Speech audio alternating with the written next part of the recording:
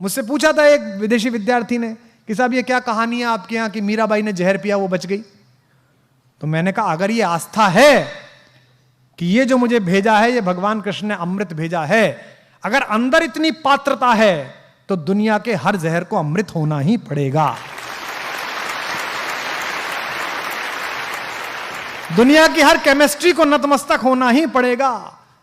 देश के सबसे बड़े कार्डियोलॉजिस्ट हैं, मैं नाम नहीं लूंगा उनका क्योंकि निजता में उल्लंघन हो जाएगा। मैंने उनके साथ एक बार यात्रा की विदेश में, और मैंने देखा कि वो प्राइवेट जेट था जिसमें जाना था, उसमें उन्होंने बैठने के तुरंत बाद 4 घंटे का सफर था, अपने हैंड बैग से लड्डू गोपाल निकाले और गणपति निकाले और दोनों को प्रणाम करा। तो मैंने उनसे पूछा भाई साहब ये क्या है, आप तो इतने बड़े डॉक्टर हो, ऐसे रोबोटिक्स से ऑपरेशन कर देते हो। दुनिया में हिंदुस्तान में जो भी बड़ा है, चाहे वो मुख्यमंत्री हो, प्रधानमंत्री हो, सेठ हो, वो आप ही के चरणों में आके गिरता है कि तुम खोलो दिल।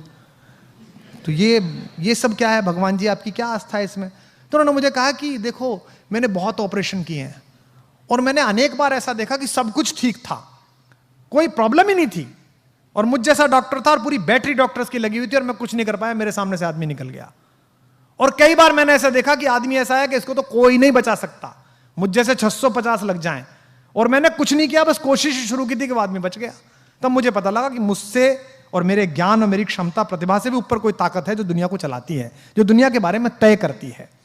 तो ये है जीवन का अंतिम मोह था, ये कृत संकल्प था अंदर से कि अगर ऐसी भी कभी स्थिति आई तो ऐसा कर लेंगे।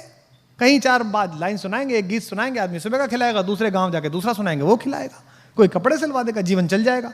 कम से कम तृप्त रहूंगा कि जो चाहता था वो कर रहा हूं, कविता लिखनी थी लिख रहा हूं, साहित्य पढ़ना था पढ़ रहा हूं। यह है एकाग्र भाव। अर्जुन एकाग्र हैं, बाकी सबको सब दिखता है, किसी को मछली दिखती है, किसी को कुछ दिखता है, अर्जुन को सिर्फ आंख दिखती है मछली की। इसलिए द्रोणाचार्य अपने पुत्र से भी अधिक प्रेम करते हैं उन्हें, और इस बात की टीस महाभारत के हर समकालीन पात्र को है कि गुरुवर द्रोण अर्जुन से इतना प्यार क्यों करते हैं। आपको भी लगता होगा कि फलां वाले सर इस बच्चे को ज्यादा प्यार करते हैं, इसकी तरफ ज्यादा, ऐसा नहीं है, वो किसी के प्रति भेदभाव नहीं है। वो केवल इतना है कि एकाग्र कौन है, क्योंकि दुनिया में केवल 2 ही परंपरा हैं जो अपने से आगे बढ़ने पर खुश देखती हैं सामने वाले को। एक पिता अपने पुत्र को आगे जाते हुए देख के गर्व से ऊंचा हो जाता है, और एक गुरु अपने शिष्य को बड़ा होते हुए देखकर गर्व से प्रसन्न हो जाता है। और एक बात और ध्यान रखिएगा, असफलताएं केवल यह सिद्ध करती हैं कि सफलता का प्रयास पूरे मन से नहीं हुआ। हमारा सबसे सफल भारत का एक राना, असफलता का एकमात्र कारण यह है कि ईश्वर ने किसी बड़े आपको हेतु के लिए रखा है। मेरे जीवन में, निजी जीवन में कई असफलताएं आई हैं और मौनी से बना हूं। पहली असफलता प्रेम में आई, जिसकी वजह से कवि बना। उस समय लगता था कि जीवन निस्सार है, जिसके लिए इतनी मेहनत की वही नहीं है तो क्या मतलब है। लेकिन मैं जानता हूं कि एक असफल प्रेम ने मुझे लाखों सफल प्रेम कहानियां दी।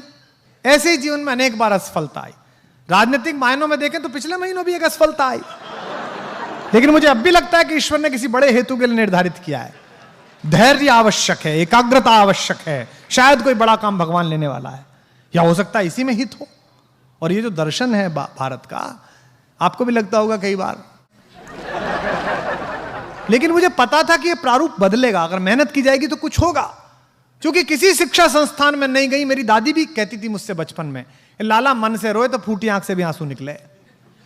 रोना मन से है, काम मन से करना है। तो एकाग्र भाव, इसको अपने, आप जो भी परीक्षाएं देने जा रहे हैं, जो भी कुछ करने जा रहे हैं, इसलिए मत करिएगा कि आपको टॉप करना है, इसलिए मत करिएगा कि पिताजी ने यहां भेजा है, इसलिए मत करिएगा कि ये काम अब करना है।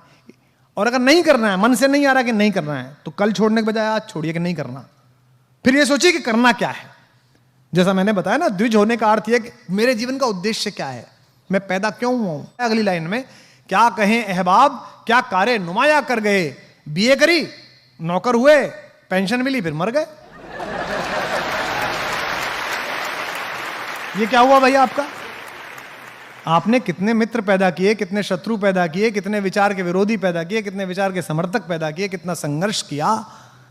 आपको राम के बाद की संततियों के बारे में पता है क्या? कोई चर्चा हुई क्या? आपको अगली संततियों के बारे में इतना पता नहीं है। जो निकला, जो अपने से बात। दूसरी बात है कि आप धैर्य रखिएगा। जो कहा जाता है ना कि वतन की रेह मुझे एड़ियां रगड़ने दे, मुझे यकीन है पानी यहीं से निकलेगा।